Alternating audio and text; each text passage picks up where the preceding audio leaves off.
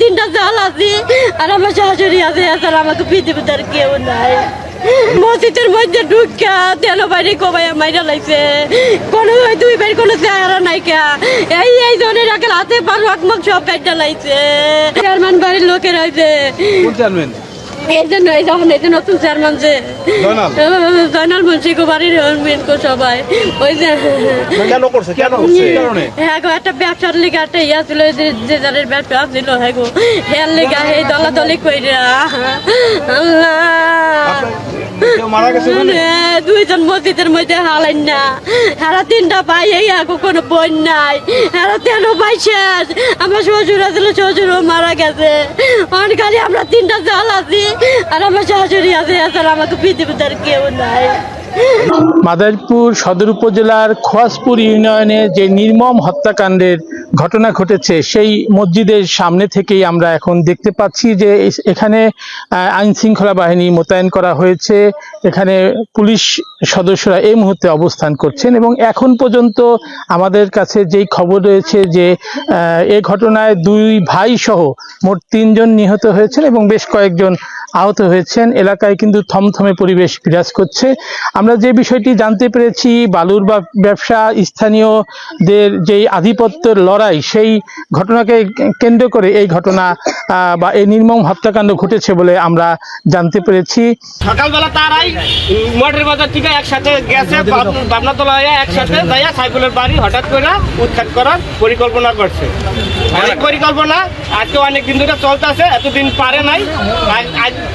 4 দিন আগে ও ঢুকছিল, তারা চেষ্টা করছে থামানোর, তখন ঢুকতে পারে নাই। আজকে ঢুকলে সাইফুল সর্দারের মার্ডার করে ফেলাইলো, তার মেজো বাইরে আর হলো এই যে তার বড় বাইরে।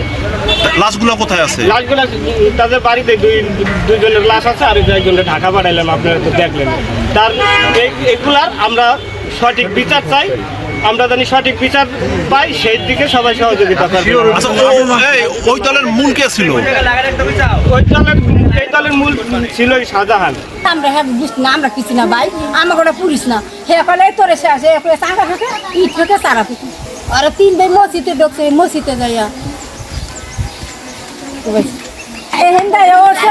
চেনে নাই তা আমাকে বাড়ি চেনে নেই, আমাকে বাড়ি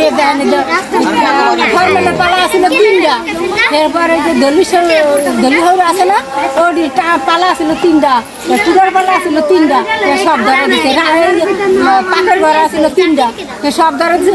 দেন হেস মাসে ওই পাশে গরু 2টা চালু দিয়েছি, সেও ধরে দিচ্ছে। খালি পানিতে নিবেছি বালতি বেরা বলে তুমি সবাই যাবে না। আনুমানিক কত লোকজন আসছিল হামলা চালাইলো? গমের পাতে 200 মানুষ আছে।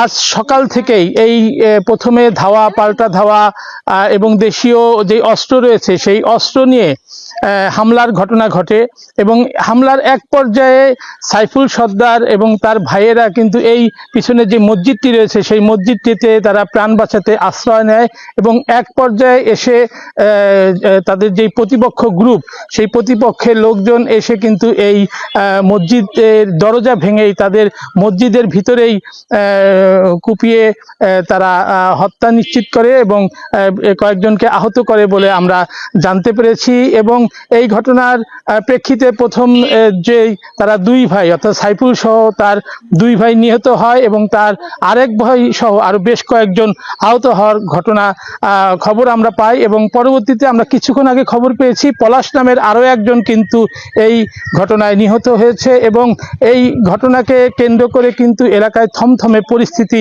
এখনো বিরাজ করছে। আইন শৃঙ্খলা বাহিনী মোতায়েন রয়েছে এবং এই স্থানীয় যেই সকল মানুষ রয়েছে তাদের ভিতরে কিন্তু চরম আতঙ্ক বিরাজ করছে। শুধুমাত্র হত্যাকাণ্ড নয়, এখানে আমরা দেখতে পেয়েছি যে সাইফুল সর্দারের যে বাড়িঘর বা আশেপাশের যে বেশ কিছু বাড়িঘর কিন্তু অগ্নিসংযোগ ঘটানো হয়েছে এবং এখানে ইজি বাইক সহ বাড়ির যে মূল্যবান জিনিসপত্র পুরো একেবারে অঙ্গার হয়ে গিয়েছে। এলাকায় আতঙ্ক বিরাজ করছে। তবে সেই আতঙ্ক নিরসনে এই এলাকায় কিন্তু আমরা অতিরিক্ত আইন শৃঙ্খলা বাহিনীর আমরা মোতায়েন হতে দেখেছি এবং এখন পর্যন্ত যেই কয়জন আহত রয়েছেন আহতদের মধ্যে এখনো 2 জনের অবস্থা আশঙ্কাজনক বলে আমরা একাধিক সূত্রে নিশ্চিত হয়েছি। এ ব্যাপারে হচ্ছে আমরা অলরেডি দুজনকে গ্রেপ্তার করেছি এবং আমাদের গ্রেপ্তার প্রক্রিয়া এখনও চলমান আছে। আমরা গ্রেপ্তার প্রক্রিয়া চালিয়ে যাচ্ছি। মূলত আমরা যেটা জানতে পেরেছি সেটা হচ্ছে তাদের ব্যবসা সংক্রান্ত বালুর ব্যবসা এবং হচ্ছে অন্যান্য ইজারা ব্যবসা নিয়ে তাদের এই সংঘর্ষের সূত্রপাত হয়ে মূল সূত্রপাতটা এই ব্যবসা সংক্রান্ত বিষয়। এখন পর্যন্ত কয়জন মারা গেছে, কয়জন আহত আছে? এখনও পর্যন্ত আমরা 2 জন মারা যাওয়ার সংবাদ পেয়েছি, 2 জন মারা গিয়েছে এবং একজন গুরুতর আহত অবস্থায় হসপিটালে ভর্তি আছে। বর্তমান পরিস্থিতি এলাকার পরিস্থিতি বর্তমানে শান্ত আছে, কিন্তু আমরা সতর্ক অবস্থায় আছি। আমাদের একটা ডেপ্লয়মেন্ট এখানে আছে এবং হচ্ছে আমরা অপরাধীদের ধরতে যারা যারা হত্যাকাণ্ডের সাথে সংশ্লিষ্ট ছিল তাদেরকে ধরার জন্য আমরা অভিযান চালিয়ে যাচ্ছি এবং এটা সেনাবাহিনী পুলিশ মিলে হচ্ছে আমরা অভিযান চালিয়ে যাচ্ছি।